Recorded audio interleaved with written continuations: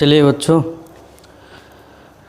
हम बात पढ़ रहे हैं कक्षा 9 की मैथ। एक्सरसाइज जो आपकी चल रही थी वो 6C चल रही थी।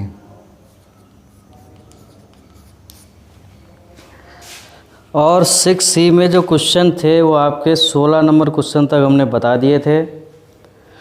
इसके बाद में 17 नंबर क्वेश्चन है, जिसमें अब बुक में अपने क्वेश्चन देखिए। सभी बच्चे जो है अपनी बुक में क्वेश्चन देखा करें। 17 नंबर क्वेश्चन और 18 नंबर क्वेश्चन जो है आप सभी बच्चे लगाइए, और लगाने के बाद में इसको ग्रुप पर सेंड करेंगे। बाकी अगर कोई भी समस्या आ रही है कि ये क्वेश्चन समझ में नहीं आ रहा है, नहीं लग पा रहा है, तो वो ग्रुप पर सेंड करें, वो आपके क्वेश्चन बता दिए जाएंगे। देखिए, मैं 19 नंबर क्वेश्चन में बताने जा रहा हूँ। क्वेश्चन नंबर 19 6C का क्वेश्चन जो है सभी बच्चे अपनी बुक से देखें। देखिए, चित्र में ए बी समांतर CD है। यहाँ पे मैं चित्र बना दे रहा हूँ।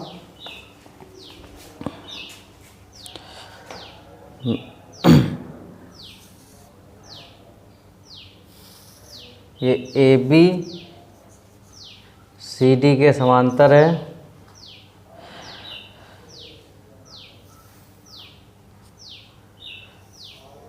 ये देखिए, ये हो गया हमारा P, ये Q, ये R, ये हो गया हमारा 127 अंश, ये हो गया हमारा 50 अंश, ये हो गया X, ये हो गया हमारा Y। ठीक, क्या क्या दिया है देखिए। AB समांतर CD, कोण APQ बराबर 50 अंश दिया है, कोण PRD 127 अंश दिया है, X और Y का जो वैल्यू है, मान है, वो आप सभी को निकालना है। समझ में आ गया? X और Y का जो मान है वो आपको निकालना है। तो देखिए, पहले तो चित्र को देख लीजिए कि ABCD के समांतर है। जब समांतर रेखाएं दी हैं तो तिर्यक रेखाएं भी होंगी, यानी ट्रांसवर्सल लाइन भी होगी। और अगर जब दो समांतर रेखाएं होंगी, उसको एक तिर्यक रेखा काटती है, तो एकांतर कोण भी बराबर होंगे, संगत कोण भी बराबर होंगे, और अंतः कोणों का योग जो होगा 180 अंश होगा। तो तीन में से कोई एक कंडीशन तो ज़रूर ही मिलेगी। समझ में आ गया? समझ रहे हो? तो APQ दिया है हमारा 50 अंश दिया है, PRD हमारा 127 दिया है। तो X और Y के मान हमको निकालना है। ये देखिए, चित्र देखिए, क्वेश्चन नंबर 19 है, अपनी बुक में भी देखिए। और देखिए बच्चों, मैं आपको ये बता दूं कि अगर कोई भी समस्या हुआ करे तो ग्रुप पे ज़रूर सेंड कीजिए, और होमवर्क जो है उसको भी सेंड करके भेजा करें। और एक बात और बता दूं कि वीडियो को लाइक करें, शेयर करें और सब्सक्राइब करें। समझा गया? बेल आइकन दबाएं। और एक चीज़ और याद रखें कि जितना भी होमवर्क आपको बताया जाता है वो आप अपना कीजिए और ग्रुप पर सेंड करें। ठीक, देखिए, पढ़िए, देखिए क्वेश्चन।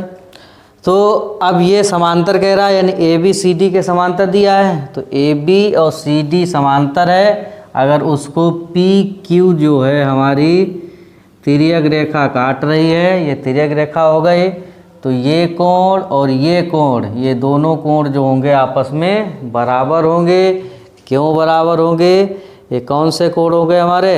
एकांतर कोण हो गए। समझ में आ गया? एकांतर कोण हमेशा क्या बनाता है? Z।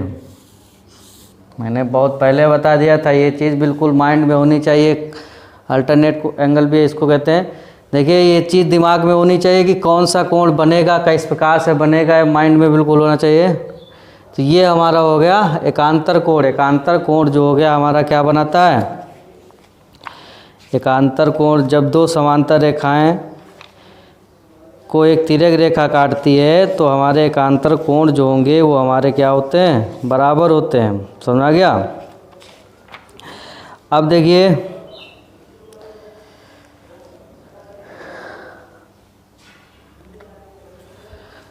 ठीक है, इतना समझ में आ गया। तो जेड बन रहा है, यानी ये कोण आपस में बराबर हो गए, जेड बनाता है एकांतर कोण, हमेशा याद रखना। तो देखिए इसके बाद में, तो यानी x और y है, जो x और ये 50, जितना है ये 50 है ना, उतना x भी हमारा होगा, कितना हो जाएगा 50 अंश हो जाएगा, क्योंकि ये हमारे क्या हो गए, एकांतर कोण हो गए। इतना समझ में आ गया। अब देखिए ये कौन सा कोण बन रहा है कि एक रेखा है, उस पे एक किरण खड़ी हुई है, तो ये किस प्रकार का कोण बन रहा है, रेखीय युग्म कोण बन रहा है। और रेखीय युग्म कोण का योग जो होता है 180 अंश होता है। एक कोण अगर पता है तो दूसरा कोण भी सभी लोगों को निकालना आता है, ये निकाल लोगे सभी लोग, समझ आ गया। तो ये भी निकल आएगा, ये भी हमारा कोण निकल आया, बचा कौन सा, ये वाला। अब ये कौन सा चित्र, ये फिगर कौन सा बन रहा है, ये देखिए, ये सभी को दिख रहा है, 3 भुजाओं से घिरी हुई आकृति जो हो गई, बंद आकृति क्या हो गई हमारी, त्रिभुज। पढ़ चुके हो पिछली क्लासों में। तो त्रिभुज में तीनों अंतःकोणों का योग कितना होता है, 180 अंश होता है। अब x का मान यहाँ से हमने निकाल लिया, ये वाला कोण हमने रेखीय गुण से यहाँ से निकाल लिया, तो ये तीनों कोणों का योग 180 अंश के बराबर कर देंगे तो y का मान निकल आएगा। समझ में आ गया, इतना समझे सभी लोग। तो चलिए लगाइए, क्वेश्चन लगाएंगे कैसे, देखिए पहले ये वाला हम निकाल लेते हैं। जब ए बी यहाँ पे लिखेंगे, ए बी समांतर सी डी तथा तिर्यक रेखा पी क्यू है, इतना लिख लीजिए। तो कोण ए पी क्यू बराबर होगा कोण P Q R, P Q R. ये कौन से कोण हो गए, एकांतर कोण हो गए। समझ में आ गया। अब ए पी क्यू दिया है 50 अंश, तो कोण पी क्यू आर भी हमारा कितना हो जाएगा, 50 अंश हो जाएगा। इतना समझ में आ गया। ये हमारा कितना निकल के आ गया, 50 अंश निकल के आ गया। ठीक, अब देखिए इस वाली रेखा पर, यानी क्यू आर रेखा पर जो है आर पी किरण खड़ी है, यहाँ पे लिख देंगे रेखा क्यू डी है, आर ने क्यू आर ने क्यू डी पर आर पी किरण खड़ी है। समझ में आ गया। तो कोण पी की आर क्यू, कोण पी आर क्यू प्लस कोण पी आर डी बराबर हो गया हमारा 180 अंश। तो ये कौन से हो गए, रेखीय युग्म कोण। समझ में आ गया। इसे यहाँ पर लिख लीजिए सभी बच्चे, समझे। अब पी आर डी कितना दिया है हमारा, 127, तो पी आर डी हम 127 रख देंगे। तो कोण पी आर क्यू प्लस 127 बराबर हो गया 180 अंश। तो ये माइनस उधर चला जाएगा, तो कोण पी आर क्यू बराबर हो गया 180 माइनस 127। अब कोण पी आर क्यू बराबर हो गया, कितना बचेगा, 3 और 7 में हो गया 5, 53 डिग्री आ गया। तो यानी ये आ गया हमारा 53 आ गया। समझ में आ गया। ये कोण, इस वाले कोण को। अब सही है कि गलत ये चीज़ देख लो ना, इन दोनों कोणों को योग कर लो, 180 अंश के बराबर हो रहा है। 7 3 10, 5 2 7 1 8। समझ में आ गया। तो मतलब ये हमारा सही है। अब त्रिभुज बन रहा है पी क्यू आर, 2 कोण पता है, तो तीसरा कोण भी अपने आप सभी बच्चे निकाल लोगे। तीसरा कोण भी क्या करोगे, सभी लोग निकाल लोगे। कैसे निकालोगे, क्योंकि त्रिभुज के तीनों अंतःकोणों का योग 180 अंश के बराबर होता है, और जितने 2 कोण आपको पता है तो तीसरा अपने आप निकल आएगा। तो यहाँ पे हम लिखेंगे त्रिभुज पी क्यू आर में, क्या लिखेंगे, त्रिभुज पी क्यू आर में। तो कोण पी क्यू आर प्लस कोण, देखिए जिस कोण को लिखना या पढ़ना हो उसको हम बीच में रखेंगे, समझ में आ गया। इसको अगर Q को हम लिख रहे हैं तो PQR लिख लीजिए या RQP लिख लीजिए, एक ही बात, समझ में आ गया। तो PQR प्लस कोण इसको लिखिए PRQ प्लस कोण QPR बराबर 180 अंश, समझ आ गया, क्योंकि त्रिभुज के तीनों अंतःकोणों का योगफल 180 अंश होता है। अब PQR दिया है हमारा 50 प्लस PRQ दिया है हमारा 53 हो गया, प्लस QPR हमने y माना है, क्या माना है, y बराबर 180 अंश।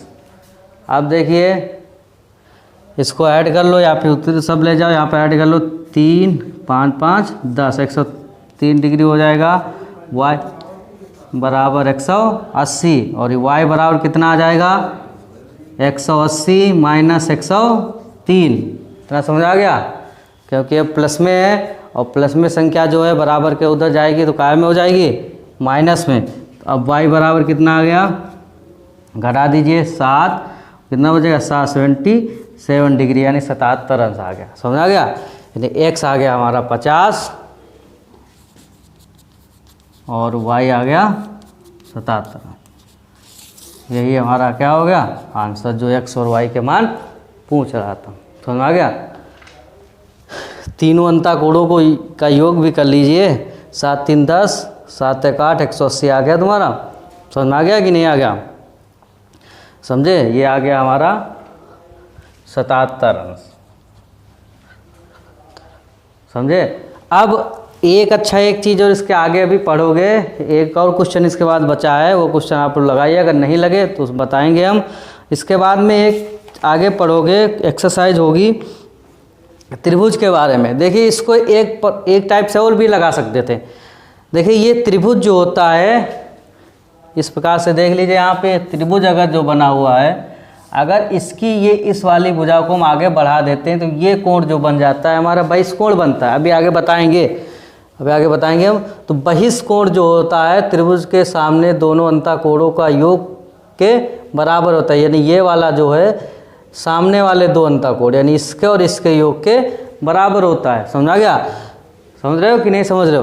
तो एक चीज़ और चेक कर लीजिए, क्या 127 जो है इन दोनों अंतःकोणों के योग के बराबर हो रहा है कि नहीं, क्योंकि ये जो बन रहा है हमारा बहिष्कोण बन रहा है। ये त्रिभुज में देखिए तो ये 77 निकल के आ गया, ये हमारा 50 आ गया, इसको अगर हम जोड़े तो कितना आ गया 127 आ रहा है, समझ आ गया। तो इससे भी ये सही सिद्ध हो जा रहा है कि ये हमारा जो क्वेश्चन जो आंसर जो निकल के x और y गया है वो हमारे सही है, समझे।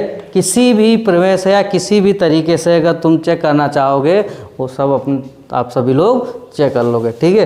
अब इसके आगे पढ़ोगे बहिष्कोण, ठीक है। तो ये 19 नंबर क्वेश्चन जो आपका हो गया। इसके बाद में 20 नंबर क्वेश्चन लगाइए और जहाँ पे जो क्वेश्चन ना लगे वो बताओ, वो आपका क्वेश्चन बता दिया जाएगा, ठीक। Thank you.